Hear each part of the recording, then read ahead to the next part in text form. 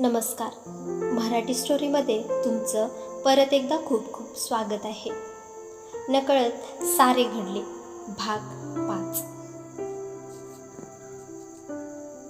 बायका किती गप्पा मारता, कंटाळा नाही का येत तुम्हाला? त्यात तुम्ही सासवा सुना होणाऱ्या असलात तरी सासवा सुनाच ना, आणि भांडायचं सोडून गोड गोड गप्पा काय मारताय? तो त्या दोघींना चिडवत म्हणाला. अहो सर, काय बोलताय? आमच्यात का भांडणं लावताय? ती म्हणाली. तुझ्या पोटात का दुखतंय रे? सासू सून हे जुनं झालं. लेक आहे ती माझी. आई म्हणते मला, ऐकलंस ना? आई हसत म्हणाली. काय ग, एका दिवसात माझी आई पण तुझी करून घेतलीस का? त्याने असं म्हणताच तिघेही हसायला लागले. तेवढ्यात त्याचे दादा वहिनी आणि त्यांची छोटी आली. तिने लगेच आत जाऊन त्यांच्यासाठी पाणी आणलं. ते दोघे प्रश्नार्थक नजरेने तिच्याकडे पाहत होते. तिची मुकुंदाची विद्यार्थिनी म्हणून आईनी तिची ओळख करून दिली आणि आपण पडलो म्हणून तिनं पाणी आणलं असंही सांगितलं. आई, मी घेऊ का तिला? आईच्या हातात असलेल्या 6 महिन्याच्या छोटीकडे पाहत त्यांना विचारलं. अगं, परवानगी कसली मागतेस? घे की, असं म्हणत त्यांनी छोटीला तिच्याकडे दिलं. अय्या, भाऊजींकडे हसते तशीच हसली बघा पिल्लू, वहिनी म्हणाल्या. ती छोटीला खेळण्यात रमली होती. तेवढ्या तिला आईची हाक ऐकू आली. ती त्यांच्या खोलीत आली. ए, बस इथे, असं म्हणत तिला जवळ बोलवलं. ती त्यांच्यासमोर येऊन बसली. त्यांच्या हातात एक बॉक्स होता. एखादा हार असावा त्यात, असं वाटत होतं. तिने छोटीला मांडीवर झोपवली. त्यांनी तो उघडला. त्यात एक सुंदर हार होता. बाळा, हा माझ्या सासूबाईंनी दिला होता. आमचं लग्न ठरलं ना तेव्हा.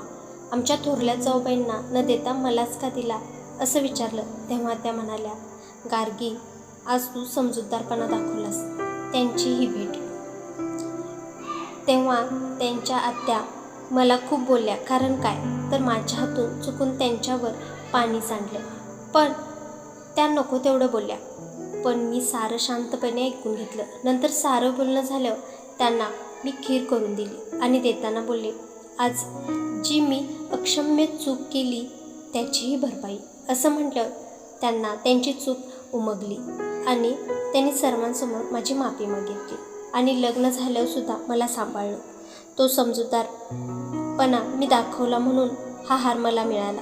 आज तुझ्या संयमासाठी हा मी तुला देते, असं म्हणत त्यांनी मंद हसत तिच्या गळ्यात तो हार घातला. आई, संयम?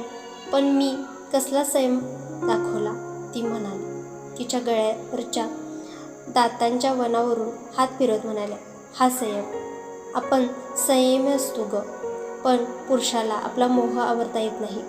माझा मुलगा असला म्हणून काय झालं? हे एवढं वळ म्हणजे तो अगदी उत्तेजित होता. पण अशा परिस्थितीत स्वतःला आणि त्याला आवरणं म्हणजे संयमच नाही का? त्या तिला समजावत म्हणाल्या. ती तो विषय टाळत म्हणाली, आई, हा तुमच्याजवळ असू द्या. योग्य वेळ आली की मी स्वतः घेईन तुमच्याकडून. कारण आता तरी घरी नेला तर आईचे 1000 प्रश्न पुढ्यात ठेवतील. प्लीज. अगं, त्यात प्लीज काय ठेवते मी, असं म्हणत त्यांनी तो कपाटात ठेवून दिला. एवना छोटी तिच्या मांडीवर पेंगत होती. ती तिला झोपवू लागली. अनु, चल, निघायला हवं आपल्याला, उशीर होते, असं म्हणत तो आत आला. छोटी झोपते, ती झोपली की निघूच, असं म्हणत तिने शांत होण्याचा इशारा केला. तिला झोपून ते जायला निघाले. आई जाते. पोरी, जाते नाही, येते म्हणावं, त्या म्हणाल्या. येते आई, असं म्हणत ती त्यांच्या पाया पडली. दोघे निघाले. जाता जाता त्यांच्यात जास्त गप्पा झाल्या नाहीत, पण तिने मगाचा विषय छेडला. अहो, काहीतरी सांगायचं. बोल, काय झाले? ती वळ दाखवत म्हणाली. आईनी हे पाहिलं. अहो, इतकी लाज वाटली ना मला, माझ्याही लक्षात नव्हतं आलं. पण त्या बोलल्या ना तेव्हा मला खरंच वेदना झाली. सॉरी बायको, खरंच मला नाही कंट्रोल करता आलं, तो अपराधीपणे बोलला. असू दे, ती बोलली. 7ला तिला घरी सोडून तो परतला. 2-3 दिवसांनी ती लेक्चरला असताना त्याचा फोन आला. तिने त्याला मेसेज केला. नंतर कॉल करते, आता लेक्चर सुरू आहे. तिला संध्याकाळी वेळ होता. तिने कॉल केला. हॅलो. समोरून अनोळखी आवाज आला. तिने परत डाईल चेक केला. त्याचाच होता. हॅलो, कोण बोलते? मी आपल्याला ओळखलं नाही. मी वसुधा, मिसेस बर्वे ह्यांची बायको. हे म्हणजे कोण? इश्श, मला लाज वाटते. तरी तुम्ही सांगताय तर सांगते. आमचे हे म्हणजेच मुकुंद बर्वे. हे ऐकताना तिच्या कानात शिस्स ओतल्यासारखं तिला वाटलं. तरी तिने धीर एकवटून तिने विचारलं, आपलं काही क्रॉस कनेक्शन झाले? मी गोव्याला फोन लावला होता. आता कुठे लागलाय सांगू शकाल का? हो, गोव्यातच लागलाय. अमृतवे, near Greenland hotel, Canca, Mapusa, Goa. पत्ता त्याचाच होता. हा तिच्या सहनशक्तीचा अंत होता. तिच्या डोळ्यासमोर सारं काही सरकत होतं.